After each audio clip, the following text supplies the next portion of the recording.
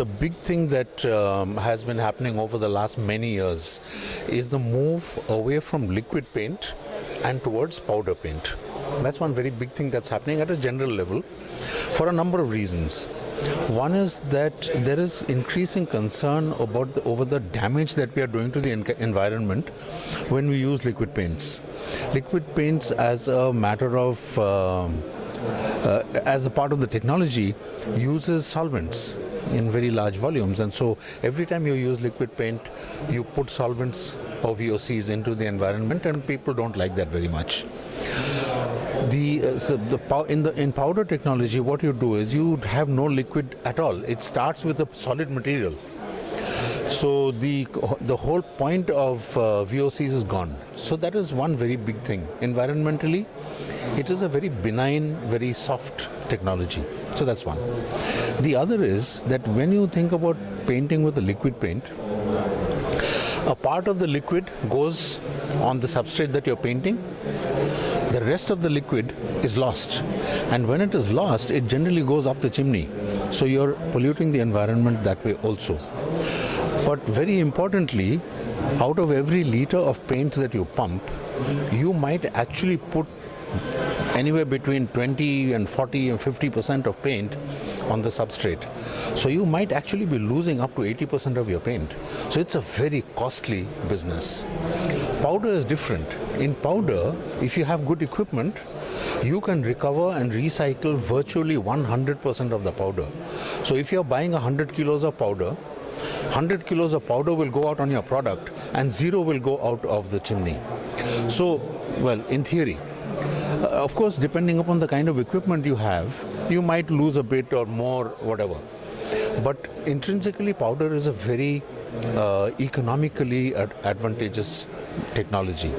The third is that powder provides a much more durable finish than the liquid paints do.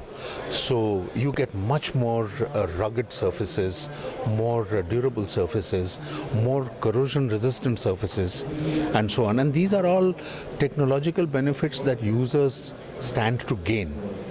None of this is new, by the way. All of this has been available for a long time, and people have been using powder. So you should ask me the question, why do people continue to use liquid? The reason people continue to use liquid is that there are certain things that powder cannot do. So for instance, if you want a very high gloss finish, like the surface, the decorative surface of your car, the outside of your car, you couldn't possibly do that with powder because it just wouldn't get the finish that you can get with liquid. So there are certain things that will continue to be done with liquid for a while until powders are available to do that kind of thing. So what we do is that we supply the equipment that is used for applying the powder coatings or the liquid coatings onto substrates. And there are different technologies for doing all of these things, and today I spoke about one very new technology that is being introduced in the spraying of powder, which gives you certain very major benefits in terms of productivity, repeatability, and so on. So the marriage of a certain kind of spray technology with robotics, that's what we are talking about. So these are future trends in powder coating technologies that are going to become very commonly used in our country very soon. Right. Sir, now if you look at the industry, right, in surface and coatings, everyone is talking about, say, environment-friendly products, okay, moving towards using solutions which are environment-friendly. Could you tell me something on those lines, you know, what's going to happen in the future? I think one thing you can be absolutely sure about, and that is future generations are going to be less tolerant about environmental degradation than we are. If you talk to the children of today, they are very conscious of things that in our generation people couldn't care less about. So there is going to be increasing pressure on manufacturers to become more and more environmentally friendly. And the interesting thing is that technologies are already available that help you avoid some of these problems.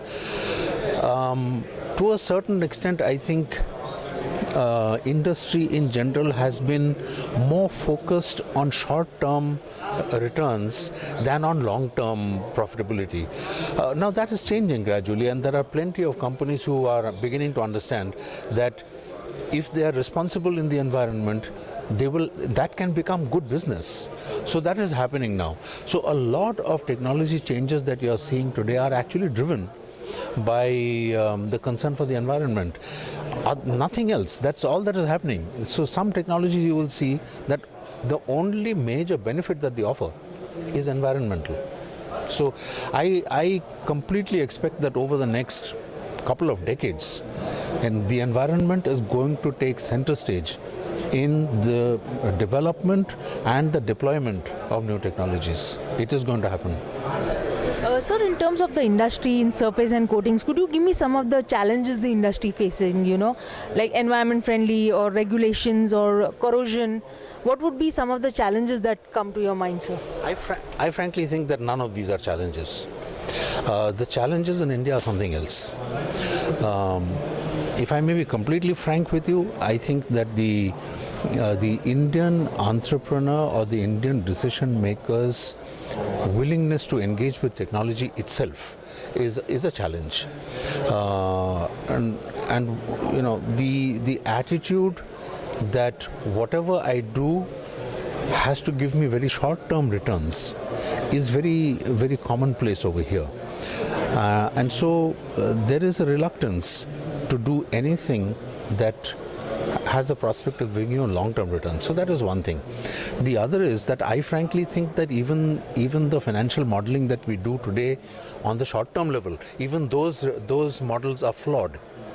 So if you look at the best companies in the world, the companies who are really, really successful, when they design their processes, the manufacturing process that they will use, the materials that they will use, the equipment that they will buy, the training that they will impart to their people, their concern for safety and so on, they set very, very high standards for themselves.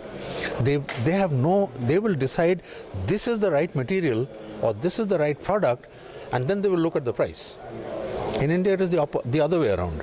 So you can't become globally competitive unless you change your mindset. If we change our mindset, the rest of the problems are small. Thank you so much, sir. It was great speaking to you. And